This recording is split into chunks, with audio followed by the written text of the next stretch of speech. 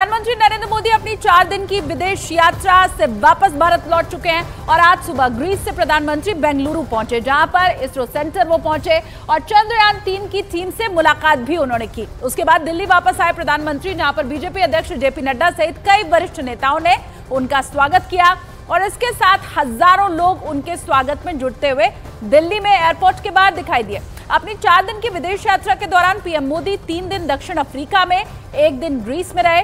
उधर दिल्ली एयरपोर्ट पर स्वागत के बाद पीएम मोदी ने वहां पर मौजूद हजारों लोगों को संबोधित किया और इस दौरान उन्होंने चंद्रयान 3 की सफलता पर लोगों को बधाई भी दी।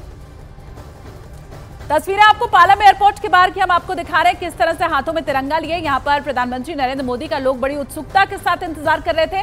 पीएम जब वहां पर पहुंचे तो लोगों से उन्होंने मुलाकात की। यहां भव्य स्वागत प्रधानमंत्री नरेंद्र मोदी का किया गया और जेपी नड्डा भी साथ रहे। 2019 में चंद्रयान 2, उस समय नाम रखने की चर्चा मेरे सामने आई थी, लेकिन मन तैयार नहीं था। भीतर ही भीतर मन ने संकल्प कर लिया था कि पॉइंट 2 को भी नाम तब मिलेगा जब हम सच्चे अर्थ में हमारी यात्रा में सफल होंगे। और चंद्रयान 3 में सफल हो गए तो आज चंद्रयान 2 का जो पॉइंट था उसका भी नामकरण किया और उस पॉइंट का नाम रखा है तिरंगा। हर संकटों से जूझने का सामर्थ्य तिरंगा देता है, हर सपने को साकार करने की प्रेरणा तिरंगे देता है। और इसलिए 2 में विफलता मिली, 3 में सफलता मिली तो प्रेरणा बन गई तिरंगा। पीएम मोदी विदेश यात्रा से भारत लौटे तो सबसे पहले बेंगलुरु पहुंचे, जहां पर उन्होंने इसरो के वैज्ञानिकों के साथ चंद्रयान 3 की कामयाबी की खुशियां बांटी। इस मौके पर भावुक भी वो हुए, एक टीम लीडर की तरह विज्ञान और अंतरिक्ष में भारत के भविष्य की अवधारणा रखी।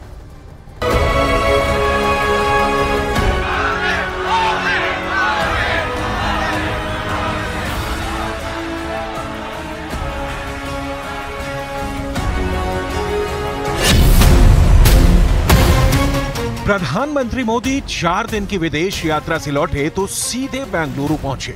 आमतौर पर विदेश से आने पर प्रधानमंत्री दिल्ली में उतरते हैं, लेकिन इस बार अपने चंद्रवीरों से मिलने की ऐसी बेसब्री थी कि 4 दिन की थका देने वाली यात्रा और घंटों के फ्लाइट के बावजूद पीएम सबसे पहले देश के वैज्ञानिकों और टेक्नीशियनों की उस टीम से मिलने के लिए बेंगलुरु पहुंचे, जहां से चंद्र विजय की ऐतिहासिक कहानी लिखी गई।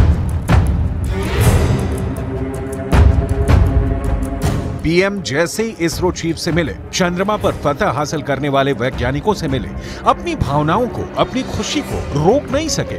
उन्होंने इसरो चीफ की पीठ थपथपाई, उनकी टीम के वैज्ञानिकों को गले लगा लिया। अपनी खुशी को वो ऐसे बयां कर रहे थे जैसे अभी अभी उनकी टीम ने चांद को जीता है और उनका मन हर उस शख्स को बिना कहे ही शुक्रिया कह रहा था, जिनकी मौजूदगी से हिंदुस्तान ने अंतरिक्ष में कभी न मिटने वाली छाप छोड़ी है।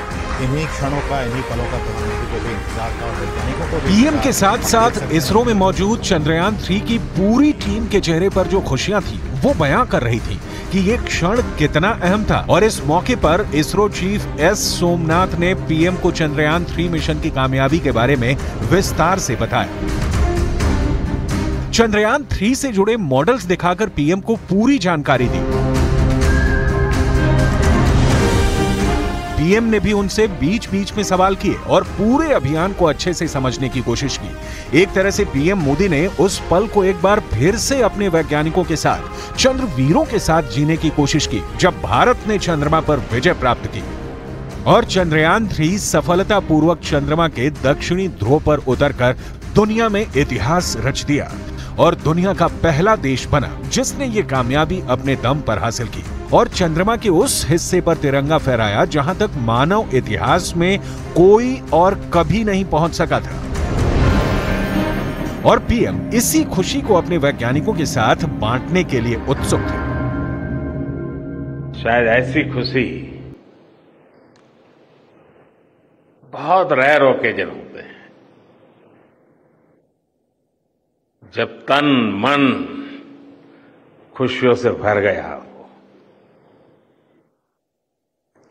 और व्यक्ति के जीवन में कई बार ऐसी घटनाएं घटती हैं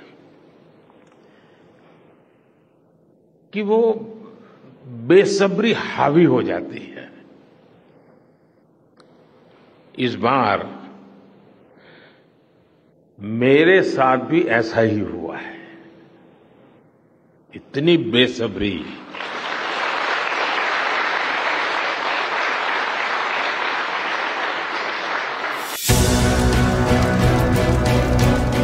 ये वो पल थे जब पीएम मोदी बहुत ही भावुक थे। इसरो की टीम ने पीएम मोदी को चंद्रयान 3 का मॉडल, चंद्रयान 3 से ली गई चांद की पहली तस्वीर और रोवर प्रज्ञान के लैंडर विक्रम से निकलकर चंद्रमा पर कदम रखने की तस्वीर भेज की। जाहिर है ये खुशियां, ये उपलब्धि, भारत की ये कामयाबी ऐसी है जिसे साझा करते हुए, जिसके सारथियों को सलाम करते हुए पीएम बेहद भावुक हो गए। आपको दिक्कत हुई होगी, लेकिन मैं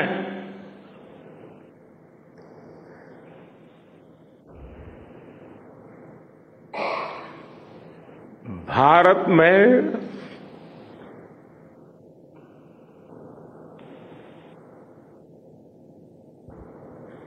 आते ही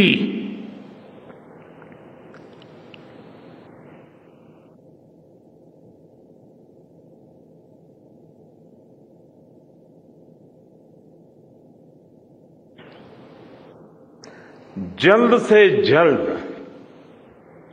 आपके दर्शन करना चाहता था।